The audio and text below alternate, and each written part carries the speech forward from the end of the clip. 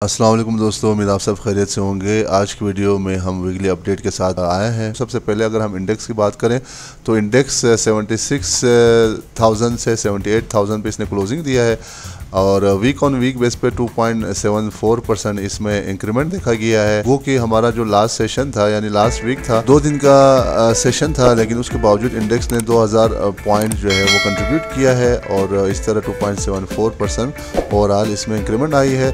All time high touch किया था दोस्तों। जैसे कि आपको मालूम है इंडेक्स ने 80,000 का लेवल टच करने के बाद थोड़ा सा इसमें प्रॉफिट टेकिंग आया है, लेकिन यहाँ पे फिर दूसरे सेशन में न्यूज़ आने के बाद, डिफरेंट न्यूज़ आने के बाद जो है इंडेक्स ने एक प्रॉपर और अच्छा क्लोजिंग दिया है।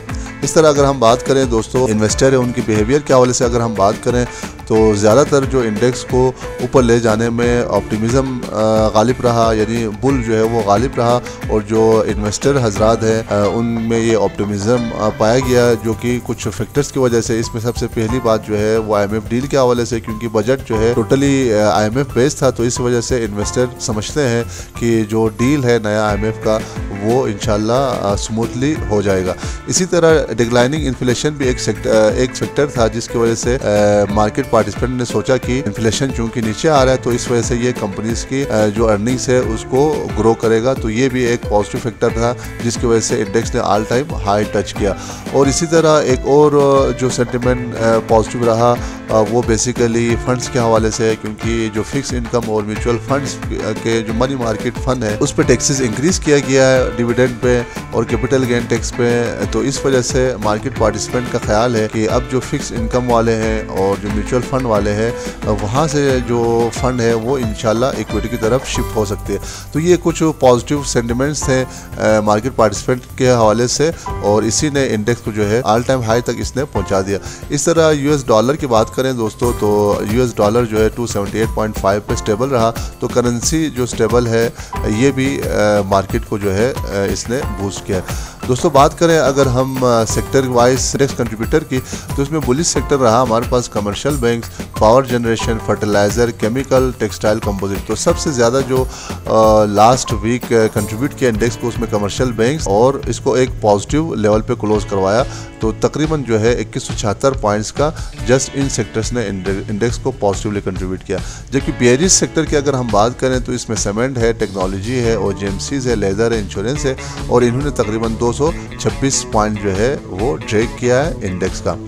बात करें दोस्तों अगर हम कंपनीज़ की जिन्होंने मार्केट को काफ़ी सपोर्ट किया, उसमें UBL है, हबको है, MCB है, HBL है और BHL है। तो इसमें हबको और UBL ने काफ़ी ज़्यादा पॉइंट्स कंट्रीब्यूट किया इंडेक्स को, तकरीबन 78,000 पे क्लोजिंग देने के लिए। इसमें एक तो हबको का न्यूज़ था और दूसरा UBL जो है वो बैंकिंग सेक्टर में परफॉर्म अच्छा कर रहा है, तो इन दोनों ने जो है काफ़ी सपोर्ट किया इंडेक्स को, और ओवरऑल जो है ये जो कंपनीज है इसने 1518 पॉइंट्स का इजाफा किया इंडेक्स में।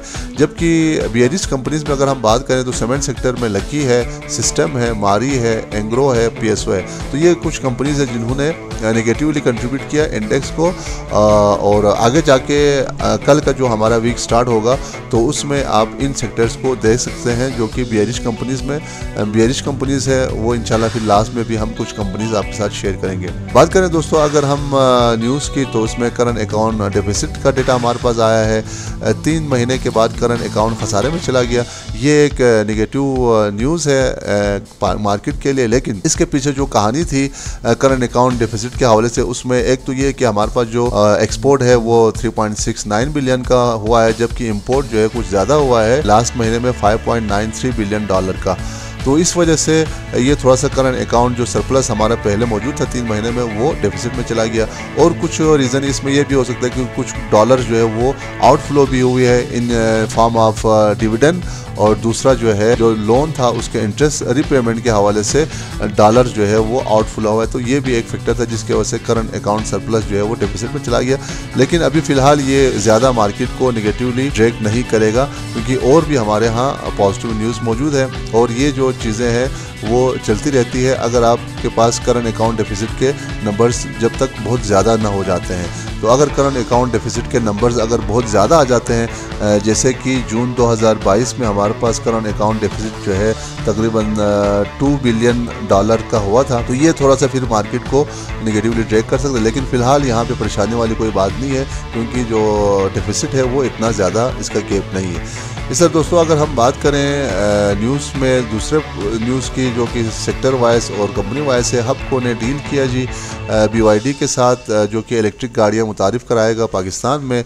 तो ये जो कंपनी है वर्ल्ड में ये दूसरे नंबर पे टेस्ला के बाद और उसका कंपटीटर है, और इसके जो लास्ट सेल्स है वो भी बहुत ज़्यादा अच्छे आए हैं।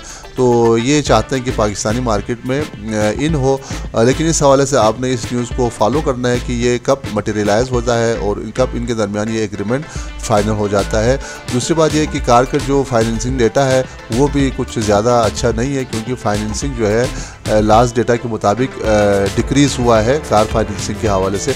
तो आप इन सारे न्यूज़ को ज़हन में रखते हुए हबको में एंट्री ले सकते हैं, लेकिन फिल वक्त जो है हबको में आपको एक शॉर्ट टर्म के लिए और ट्रेडिंग के लिए ये आपको एक अच्छा अपॉर्चुनिटी दे सकता है। तो हमारा मशवरा आपके लिए यही है कि अगर आप ट्रेडर हैं और शॉर्ट टर्म इन्वेस्टर हैं तो आप इसमें इन हो सकते हैं, लेकिन साथ ही आप अपना जो स्टॉप लॉस है और टारगेट है उसको सेट करने के बाद आप इसमें से वक्त पे जो है आपने निकलना है। ज़्यादा देर आप इसमें वेट नहीं करना है, क्योंकि मार्केट एक तो ऑल टाइम हाई पे है और दूसरा जो है बाज़ औक़ात ये जो न्यूज़ है वो ब्रेक हो जाते हैं तो ये फिर आपको लॉस दे सकते हैं। तो आपने इस न्यूज़ पे फोकस करना है, फॉलो अप करना है, उसके बाद फिर शॉर्ट टर्म के लिए और ट्रेडिंग के लिए आप कंपनी में जा सकते हैं।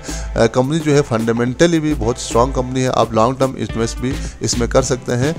उस हवाले से स्ट्रेटजी के हमारे वीडियोस मौजूद हैं, उसकी तरफ आप जा सकते हैं। उसमें हमने बाकायदा ये दिखाया गया कि आप अगर लॉन्ग टर्म इन्वेस्टर हैं तो कैसे आपने बाइंग शुरू करनी है। दोस्तों आगे चलने से पहले यहाँ पे जो हमारे नए दोस्त हैं जिन्होंने अभी तक हमारा चैनल सब्सक्राइब नहीं किया है, वो हमारे चैनल को लाजमी सब्सक्राइब करें, शेयर करें, साथ ही बेल आइकन पे क्लिक करें ताकि इसी तरह की वीडियोस की नोटिफिकेशन आप तक टाइम पे पहुंच सके। तो चलें अगले पॉइंट की तरफ चलते हैं दोस्तों।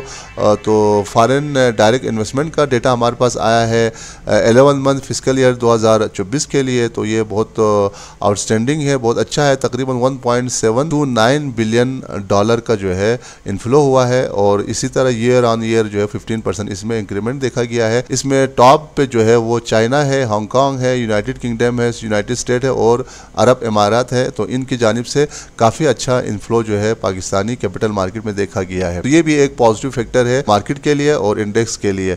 इस तरह अगर हम सेक्टर वाइज बात करें दोस्तों, किन सेक्टर्स में जो है फॉरेन इन्वेस्टर मौजूद है, तो इसमें पावर सेक्टर है और oil and gas exploration companies है, जिसमें $742 मिलियन और $277 मिलियन का है। ईयर ऑन ईयर जो है oil and gas exploration companies में बहुत ज़्यादा इन्फ्लो आई है लास्ट ईयर के मुकाबले में।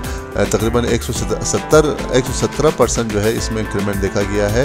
तो ये पॉजिटिव फैक्टर है oil and gas exploration companies के लिए या ENPs के लिए। इसी तरह पावर सेक्टर में भी जो है इनके इन्फ्लोज ज़्यादा हो रहे हैं। तो ये भी आप देख सकते हैं इन दोनों सेक्टर को लॉन्ग टर्म इन्वेस्टमेंट के लिए, शॉर्ट टर्म के लिए और ट्रेडिंग के लिए आप ये दो सेक्टर देख सकते हैं। लेकिन आपने अपने रिस्क को भी साथ मैनेज करना है, रिस्क एपेटाइट को भी देखना है और न्यूज़ पे भी जो है काफ़ी आपने फोकस रखनी है। बाकी सेक्टर में भी बहुत ज़्यादा इनकी इन्वेस्टमेंट है। तो टोटल $1.7 बिलियन का फॉरेन डायरेक्ट इन्वेस्टमेंट है। तो ये कैपिटल मार्केट के लिए एक पॉजिटिव फैक्टर है जब फॉरेनर जो है वो आपके मार्केट में इन होना शुरू हो जाते हैं। फॉरेन इन्वेस्टर जब मार्केट में इन होते हैं तो ये बहुत ही पॉजिटिव फैक्टर है, क्योंकि वो आपके जो मैक्रो इकोनॉमिक्स है, पॉलिटिकल स्टेबिलिटी है, उसको देखते हुए यहाँ पे एंट्रीज लेते हैं। तो फिलहाल ये आपके लिए पॉजिटिव है। बात करें दोस्तों अगर हम सीमेंट डिस्पैचेस की, तो इसका भी डेटा हमारे पास आया है। 45% मंथ ऑन मंथ इंक्रीज हुआ है।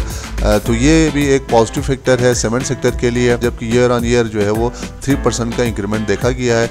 और एक्सपोर्ट के नंबर्स भी बहुत अच्छे आए हैं। तकरीबन ईयर ऑन ईयर जो है वो 66% एक्सपोर्ट है और मंथ ऑन मंथ पे जो है तकरीबन 49%। तो ये सीमेंट सेक्टर के लिए बहुत ही पॉजिटिव फैक्टर साबित हो सकता है। और साथ ही जो PSDP में एलोकेशन किया है गवर्नमेंट की तरफ से, अगर वो मटेरियलाइज हो जाता है तो ये सीमेंट सेक्टर के लिए काफ़ी बेहतर है। और इसी तरह जो इंटरेस्ट रेट का मज़ीद अगर इंटरेस्ट रेट गिर जाता है तो ये भी पॉजिटिव मोमेंटम दे सकता है सीमेंट सेक्टर को। तो इसमें आप कुछ कंपनीज सेलेक्ट कर सकते हैं जो कि हम लास्ट में आपके साथ शेयर करेंगे। बात करें दोस्तों अगर हम FIPI-LIPI डेटा की, तो जो लोकल इन्वेस्टमेंट है उसमें लास्ट वीक जो है इंश्योरेंस कंपनीज की तरफ से नेट $1.3 मिलियन का सेल है, जबकि ब्रोकर की तरफ से नेट जो है $3.45 मिलियन की बाइंग है। और इसी तरह जो कंपनी से उन्होंने भी तकरीबन जो है $8 मिलियन के बाइंग किए लास्ट वीक में, जबकि इंडिविजुअल ने जो है $0.71 मिलियन की बाइंग की है। और इसमें अगर हम बात करें तो ज़्यादातर जो है बैंकिंग सेक्टर है और GMCs है, और इसी तरह जो ENP सेक्टर है इसमें ज़्यादातर बाइंग हुई है। बात करें दोस्तों अगर हम फॉरेन इन्वेस्टमेंट पोर्टफोलियो की, तो इसमें ज़्यादातर फॉरेनर ने बाइंग ही की है लास्ट वीक में। अगर हम वीक के हिसाब से देखें तो $0.64 मिलियन की बाइंग है, और कैलेंडर ईयर के हिसाब से यानी जनवरी से अगर अभी तक देखें तो तकरीबन $67 मिलियन इनकी बाइंग है फॉरेनर की तरफ से। और ज़्यादातर इनका भी जो है बैंकिंग सेक्टर है, टेक्नोलॉजी है और फर्टिलाइज़र है और ENP सेक्टर में इनकी बाइंग मौजूद है। ये भी आप देख सकते हैं कि किन सेक्टर में फॉरेनर बाइंग कर रहे हैं, और आप उन्हीं सेक्टर में शॉर्ट टर्म और ट्रेडिंग के लिए कंपनीज को चूज़ कर सकते हैं, तो ये आपको अच्छा गेन दे सकते हैं।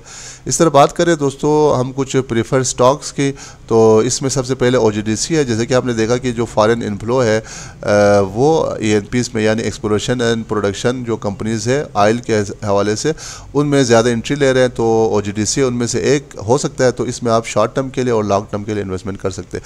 सीमेंट के नंबर्स बहुत अच्छे आए हैं, एक्सपोर्ट भी अच्छा हो रहा है, तो आप इसमें मेपल लीफ और लकी जो सीमेंट है उसकी तरफ आप जा सकते हैं लॉन्ग टर्म के लिए और शॉर्ट टर्म के लिए। तो ये आपको अच्छा गेन दे सकता है ट्रेडिंग में भी और इन्वेस्टमेंट में भी। इसी तरह EPCL है। EPCL जो कि केमिकल सेक्टर का है, तो इसमें 2-3 फैक्टर्स हैं जिनकी वजह से हम EPCL को प्रीफर कर रहे हैं यहाँ पे अगले वीक के लिए और आगे इन्वेस्टमेंट के लिए। तो इसमें एक तो सबसे पहले इसने 48 का जो लेवल है इसको क्रॉस किया है तकरीबन 7-8 महीने के बाद। और इसी तरह जिस तरह सीमेंट डिस्पैचेस के नंबर इंक्रीज़ हुआ है तो ये EPCL को सपोर्ट करेगा, क्योंकि EPCL का जो वर्किंग मॉडल है वो बेसिकली PVC बेस है, और जितना कंस्ट्रक्शन में इजाफा होगा PVC के सेल्स में भी इजाफा होगा, तो ये एक पॉजिटिव फैक्टर है EPCL के लिए। इसी तरह इंटरनेशनली जो इंटरेस्ट रेट है, इन्फ्लेशन है, वो आहिस्ता आहिस्ता कम हो रहा है, तो PVC के मार्जिन जो है उसमें उम्मीद ये की जा रही है कि भाई वो मार्जिन थोड़ा सा अप हो सकता है 1-2 साल के लिए, तो ये भी EPCL को सपोर्ट करेगा। तो इस वजह से आप इसमें शॉर्ट टर्म के लिए और लॉन्ग टर्म के लिए एंट्रीज ले सकते हैं। इस तरह हब को, क्योंकि इसका अभी हमने न्यूज़ आपके साथ शेयर किया, तो इसमें आपको एक ट्रेडिंग बेहतरीन अपॉर्चुनिटी दे सकता है, और शॉर्ट टर्म के लिए भी ये आपको अपॉर्चुनिटी दे रहा है। तो आप हब को में भी आप अपने रिसर्च को शामिल करते हुए ट्रेडिंग के लिए और शॉर्ट टर्म इन्वेस्टमेंट के लिए आप एंट्रीज ले सकते हैं। सिस्टम लिमिटेड ये भी टेक्नोलॉजी सेक्टर का एक बेहतरीन कंपनी है, तो इसमें भी आप ट्रेडिंग के लिए और लॉन्ग टर्म इन्वेस्टमेंट के लिए आप इसमें एंट्रीज ले सकती हैं। और दूसरा दोस्तों यहाँ पे हमारा आपके लिए फाइनेंशियल एडवाइस नहीं है, बल्कि ये जस्ट एजुकेशनल पर्पज़ के लिए, बाकी आपने खुद अपनी रिसर्च भी शामिल करनी है। स्ट्रेटजी के हवाले से हमने एक वीडियो बनाई हुई है कि स्टॉक को लॉन्ग टर्म के लिए जब आप इन्वेस्ट करना चाहते हैं तो कब खरीदनी चाहिए, कैसे खरीदनी चाहिए, उसका लिंक मैं आई बटन में दे देता हूं, उसको भी आप देख लीजिएगा, जिससे आपको ये चीज़ समझ में आएगा कि आप कंपनीज़ को कब खरीदनी चाहिए, कैसे खरीदनी चाहिए। दोस्तों यहाँ पे हमने ऑनलाइन अपना कोर्स शुरू किया हुआ है फंडामेंटल एनालिसिस के हवाले से। अगर आप उसमें इंटरेस्टेड हैं तो हमारी जूम पे ऑनलाइन हर हफ्ते क्लासेस होती हैं। उस हवाले से अगर आप बात करना चाहते हैं या कोर्स करना चाहते हैं तो नीचे दिए गए नंबर पे आप रब्ता कर सकते हैं। तो इस तरह जो आपकी जो लर्निंग है वो मज़ीद बेहतर होगी, तो आप अच्छे तरीके से पाकिस्तान स्टॉक मार्केट में इन्वेस्ट कर सकते हैं। दोस्तों उम्मीद है वीडियो आपको अच्छी लगी होगी। चैनल को सब्सक्राइब करें, लाइक करें, शेयर करें, बेल आइकन पर क्लिक करें साथ ही, ताकि नोटिफिकेशन आप तक बर वक्त जो है पहुँच। मिलते हैं अगले वीडियो में एक और नए टॉपिक के साथ। तब तक अपना और अपने दोस्तों का ख्याल रखें। हमें इजाज़त दीजिए। अल्लाह हाफिज़।